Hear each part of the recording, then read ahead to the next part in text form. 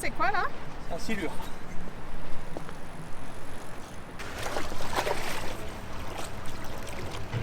C'est un silure parisien. C'est le sommet de la chaîne alimentaire des eaux de Paris. Hein. C'est la famille des poissons-chats. Alors comme vous voyez, poisson-chat, parce qu'il a des moustaches. Il a ce qu'on appelle des barbillons. Il faut vraiment être pêcheur pour s'émerveiller devant un silure. Hein. C'est vrai que c'est un animal très étrange, mais quand on le connaît mieux, qu'on comprend la formidable machine que c'est, avec ses barbillons qui lui permettent de goûter à distance, avec sa ligne latérale qui lui permet de sentir les vibrations, ses narines très très développées, on comprend que c'est un animal formidable. Il a des papilles gustatives sur tout son corps pour sentir à distance ses proies.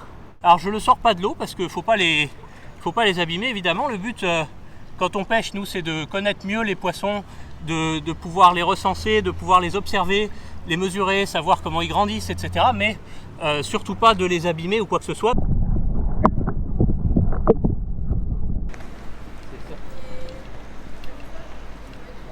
Toujours 3-4 qui prennent. Si on en a touché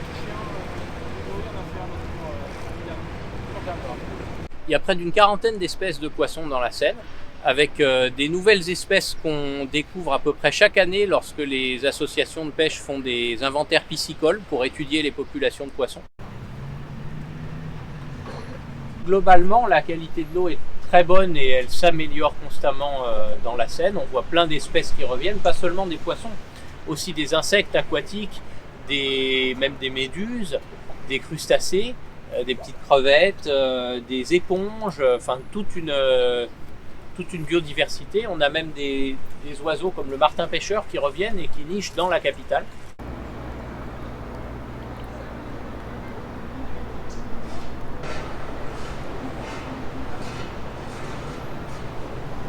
C'est sûr que les activités de baignade, il va falloir surveiller notamment que ça ne se fasse pas au détriment des habitats naturels des poissons et en particulier des frayères, c'est-à-dire des zones de reproduction.